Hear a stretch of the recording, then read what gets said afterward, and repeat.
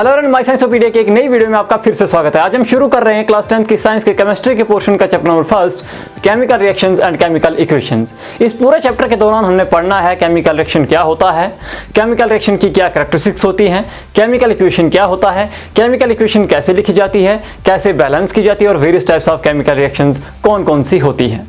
आज की क्लास में हम लोग पढ़ने वाले हैं what is a chemical reaction और what are characteristics of a chemical reaction. तो इससे पहले वीडियो में आगे बढ़े आप लोग चैनल को सब्सक्राइब कीजिए, बेल आइकन को प्रेस कीजिए और ऑल नोटिफिकेशन को ऑन कीजिए ताकि मेरी वीडियोस की नोटिफिकेशन से आपके फोन की घंटी बजती रहे। साथ ही साथ वीडियो को लाइक कर दीजिए। तो चलिए हम आज की क्लास की बात करते हैं।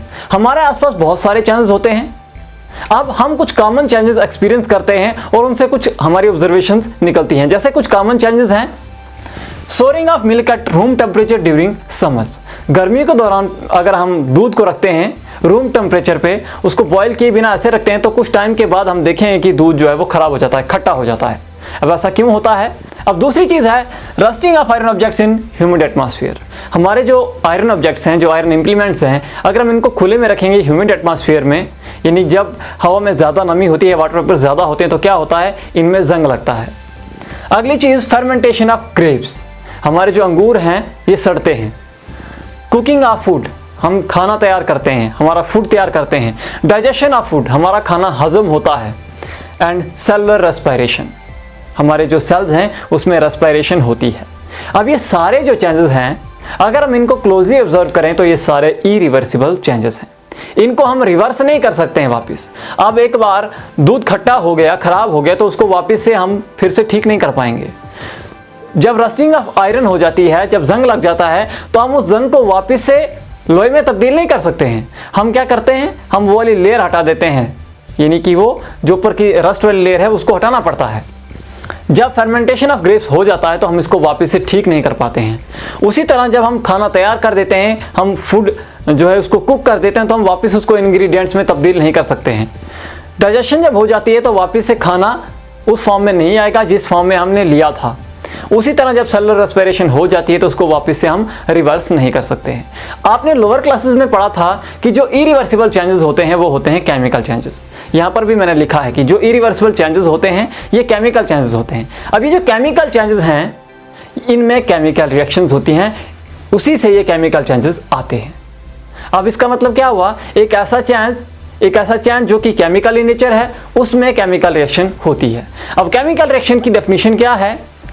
केमिकल रिएक्शन होता है it is a change in which one or more substances reacts to form a new substance or substances having entirely different properties.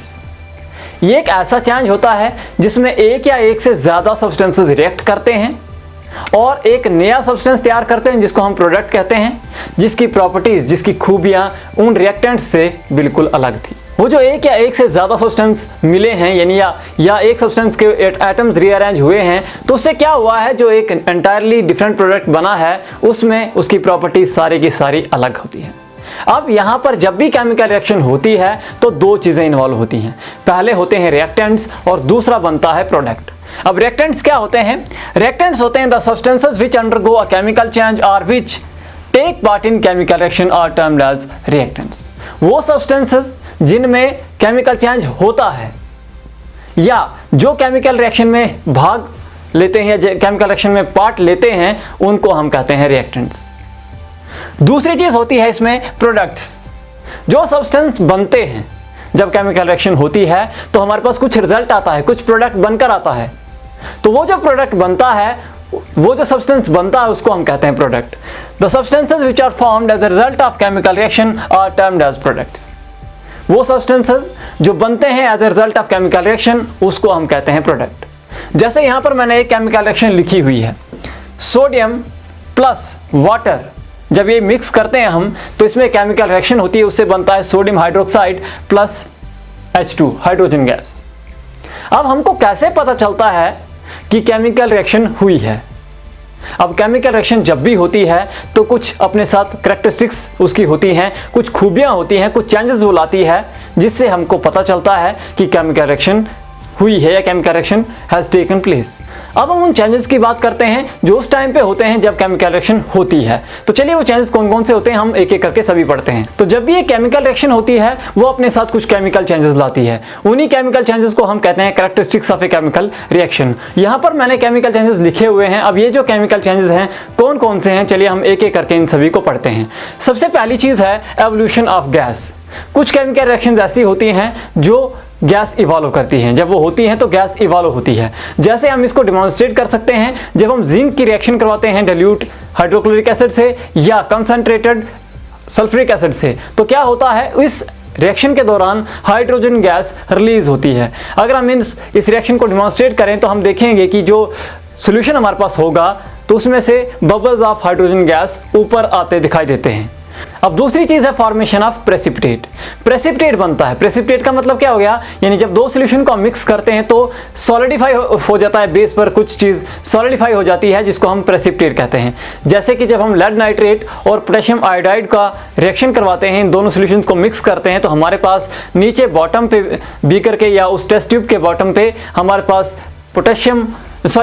Lead iodide का येलो प्रेसिपिटेट बन जाता है। अगली है हमारे पास चेंज इन कलर। कलर में तब्दीली आ जाती है। जैसे कि हम रिएक्शन इस को डिमॉन्स्ट्रेट कर सकते हैं जब हम KMnO4 की रिएक्शन करवाते हैं सिट्रिक एसिड से, तो KMnO4 जो है ये पर्पल इन कलर होता है। KMnO4 का मतलब है पोटेशियम परमैंगनेट, ये पर्पल इन कलर है। लेकिन जब हम सिट्रिक एसिड के साथ इसकी रिएक्शन करवाते हैं तो जो सोल्यूशन है वो कलरलेस हो जाता है। तो चेंज इन कलर भी एक केमिकल रिएक्शन का एक चेंज है। उसके बाद है चेंज इन टेम्परेचर। इसको डिमॉन्स्ट्रेट करने के लिए हमारे पास दो बहुत कॉमन रिएक्शंस हैं। जैसे ये रिएक्शन है जिसमें H2SO4 के साथ हम रिएक्ट करवाते हैं जिंक को, वहाँ पर भी हीट इवॉल्व होती है तो जो टेस्ट ट्यूब है जिसमें रिएक्शन हम कर रहे हैं वो टेस्ट ट्यूब हॉट हो जाती है।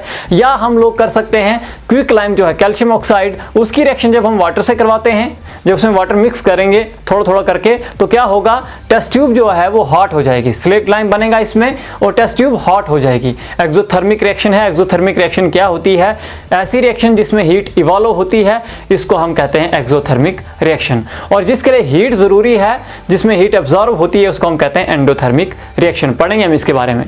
अब अगला है change in state. Change in state का मतलब क्या हुआ, यानी जैसे सॉलिड है तो लिक्विड या गैस में तब्दील हो जाता है। जैसे बर्निंग ऑफ कैंडल वैक्स है, जब हम शमा को जलाते हैं, मोमबत्ती को जलाते हैं तो क्या होता है, वो प्रोड्यूस करती है वाटर या कार्बन डाइऑक्साइड हम कहेंगे।